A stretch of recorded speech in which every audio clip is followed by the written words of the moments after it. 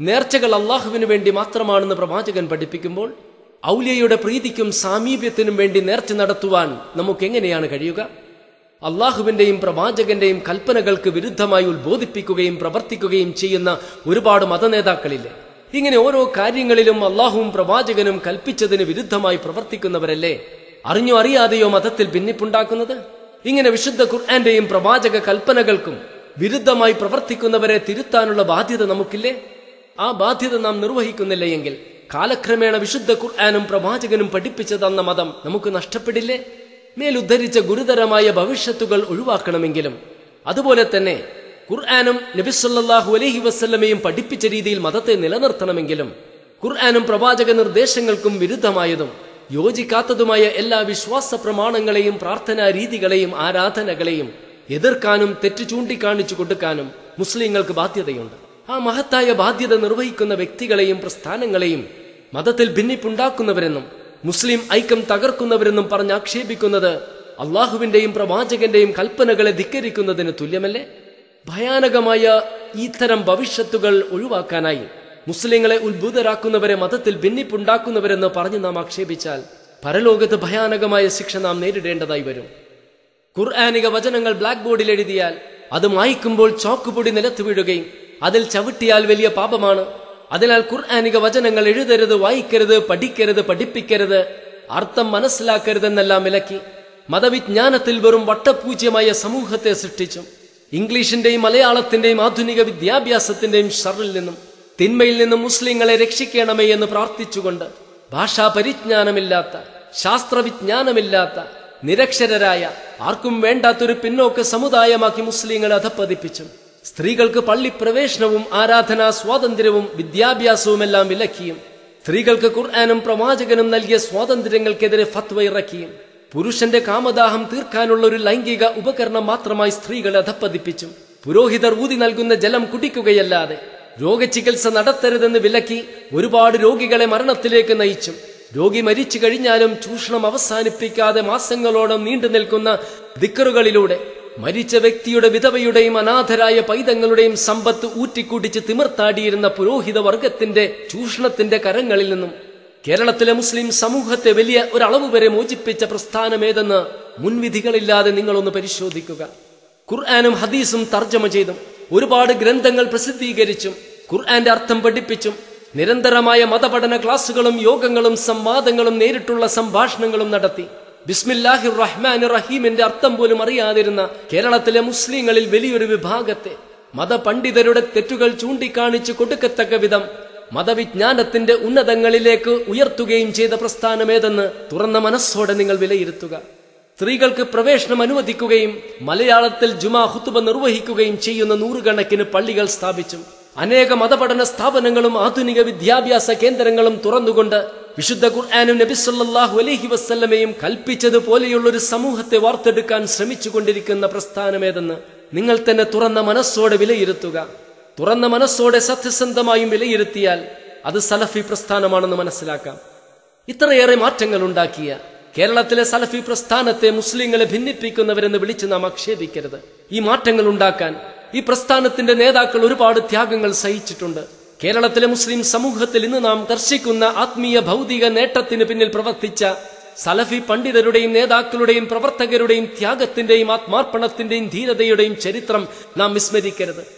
അന്ധവിശ്വാസങ്ങളുടെയും അനാചാരങ്ങളുടെയും പുരോഹിതരുടെ ചൂഷണത്തിന്റെയും എല്ലാം തടവറയിലായിരുന്ന അന്നത്തെ സമൂഹത്തിലേക്ക് യഥാർത്ഥ ഇസ്ലാമിക ദർശനവുമായി കടന്നുവന്ന ആദ്യകാല സലഫി പണ്ഡിതരെയും പ്രഭാഷകരെയും പ്രവർത്തകരെയും സ്വീകരിക്കാൻ ഇന്നത്തെ പോലെ ജനബാഹുല്യമോ അവരുടെ വാക്കുകൾ കേൾക്കാൻ ആകാംക്ഷയോടെ കാത്തിരിക്കുന്ന ജനങ്ങളോ സ്നേഹത്തോടെയും ബഹുമാനത്തോടെയും സ്വീകരിക്കാനും വരവേൽക്കാനും സംഘാടകരോ പ്രസംഗിക്കാൻ വേദികളോ ഭക്ഷണം നൽകാൻ മത്സരങ്ങളോ അന്തിയുറങ്ങാൻ ഇടങ്ങളോ ഇല്ലായിരുന്നു. എന്നാൽ അവരുടെ പ്രസംഗങ്ങൾ അലങ്കോലപ്പെടുത്താനും യോഗങ്ങൾ കലക്കാനും കല്ലെറിയാനും കൂക്കി വിളിക്കാനും ആട്ടിയോടിക്കാനും പടക്കമാല അണിയിക്കാനും ചെരുപ്പുമാല ധരിപ്പിക്കാനും അപമാനിക്കാനും അവഹേളിക്കാനും പരിഹസിക്കാനും പുരോഹിതവർഗം ആളുകളെ ഒരുക്കി നിർത്തിയിരുന്നു. ഭക്ഷണം പോയിട്ട് ദാഹിച്ചു വലഞ്ഞാൽ പോലും ഒരിറ്റ് ജലം നൽകരുതെന്ന കൽപ്പനയുണ്ടായിരുന്നു. ഊരുവിലക്ക് കാരണം അവരുടെ പ്രിയപ്പെട്ട സന്താനങ്ങളുടെ വിവാഹങ്ങൾ മുടങ്ങിയിട്ടുണ്ട്.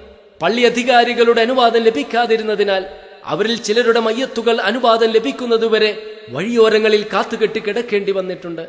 അക്രമങ്ങളിൽ നിന്നും രക്ഷപ്പെട്ട് പാതിരാത്രി വീട്ടിൽ കയറിച്ചെന്ന് സന്താനങ്ങളെ കെട്ടിപ്പിടിച്ച് അള്ളാഹു അനുഗ്രഹിച്ച ഒരു കാരണം കൊണ്ട് മാത്രമാണ് നിങ്ങളെ ഇന്ന് കാണുവാൻ സാധിച്ചതെന്ന് പറഞ്ഞ് വിങ്ങിപ്പൊട്ടി കരഞ്ഞിട്ടുള്ളവർ അവരിലുണ്ട്.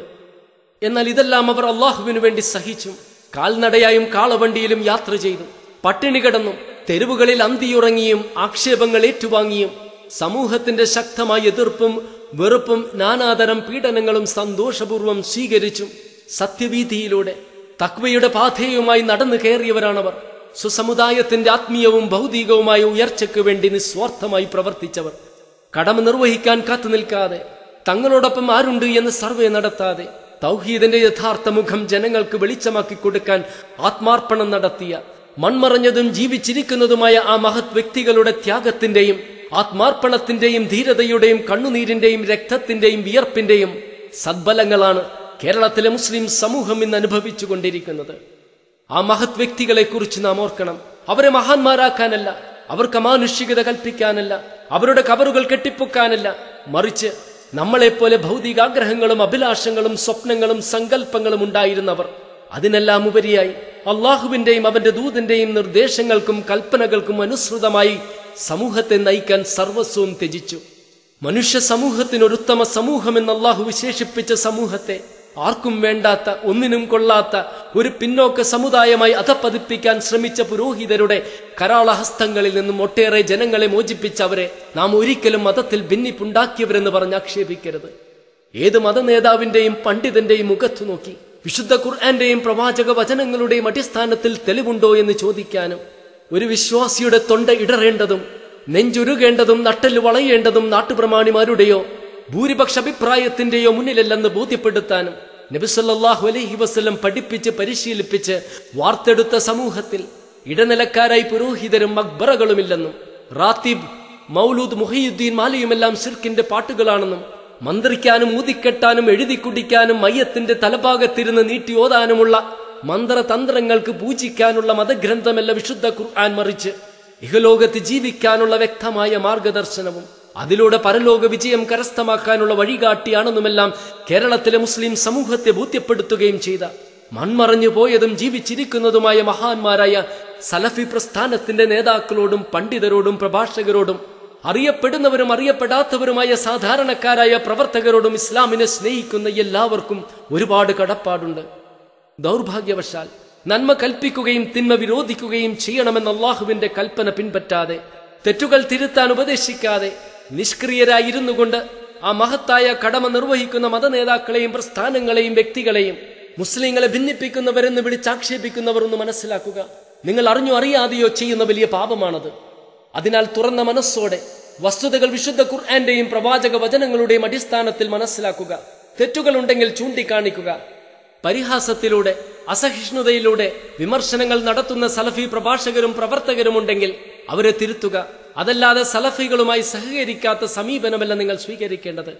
അതുകൊണ്ട് നന്മ ഉപദേശിക്കാനും തിന്മ വിരോധിക്കാനും നമുക്ക് സഹകരിക്കാം, കൈകോർക്കാം, ഒരുമിച്ച് പ്രവർത്തിക്കാം. അള്ളാഹു നബി സല്ലല്ലാഹു അലൈഹി വസല്ലമയിലൂടെ നമുക്ക് എത്തിച്ചു തന്ന സത്യമതം സ്വയം ഉൾക്കൊള്ളുകയും നമ്മുടെ ജീവിതത്തിലൂടെ അത് മറ്റുള്ളവർക്ക് എത്തിച്ചു കൊടുക്കുകയും ചെയ്യാം. അള്ളാഹുവെ, ഖുർആനിക കൽപ്പനകൾക്കും പ്രവാചക നിർദ്ദേശങ്ങൾക്കും വിരുദ്ധമായി അള്ളാഹുവിൽ പങ്കുചേർക്കുകയും ഇടനിലക്കാരെ സ്വീകരിക്കുകയും ഖബറാരാധന നടത്തുകയും സ്ത്രീകൾക്ക് പള്ളി പ്രവേശനം നിഷേധിക്കുകയും ഏലസ് കെട്ടുകയും ഇബാദത്തിന് വ്യത്യസ്ത അർത്ഥം നൽകുകയും ഇസ്ലാമിക തത്വങ്ങൾക്ക് വിരുദ്ധമായി ഭീകര പ്രവർത്തനങ്ങളിൽ ഏർപ്പെടുകയും ഞങ്ങൾ തന്നെയാണ് അള്ളാഹുവെന്ന് വാദിക്കുകയും എല്ലാം ചെയ്യുന്നവരെ നേരായ മാർഗത്തിലൂടെ നയിക്കുകയും അവരെ സത്യമതത്തിന്റെ ശക്തരായ വക്താക്കളായി പരിവർത്തിപ്പിക്കുകയും ചെയ്യണമേ. അള്ളാഹുവെ, നന്മയ്ക്ക് വേണ്ടി നിലകൊള്ളാനും തിന്മക്കെതിരെ ശബ്ദിക്കാനും അന്ധവിശ്വാസങ്ങൾക്കും അനാചാരങ്ങൾക്കുമെതിരെ പ്രതികരിക്കാനുമുള്ള ധൈര്യവും മനസ്സും ക്ഷമയും സഹിഷ്ണുതയും ഞങ്ങൾക്ക് നൽകുകയും ചെയ്യണമേ. ഇഹലോക പരലോക വിജയങ്ങൾ നൽകി ഞങ്ങളെ അനുഗ്രഹിക്കണമേ. اللهم اغفر للمؤمنين والمؤمنات والمسلمين والمسلمات اللهم أحينا إلى الكتاب والسنة وأمتنا مع الإيمان والتوبة ربنا آتنا في الدنيا حسنة وفي الآخرة حسنة وقنا عذاب النار. السلام عليكم.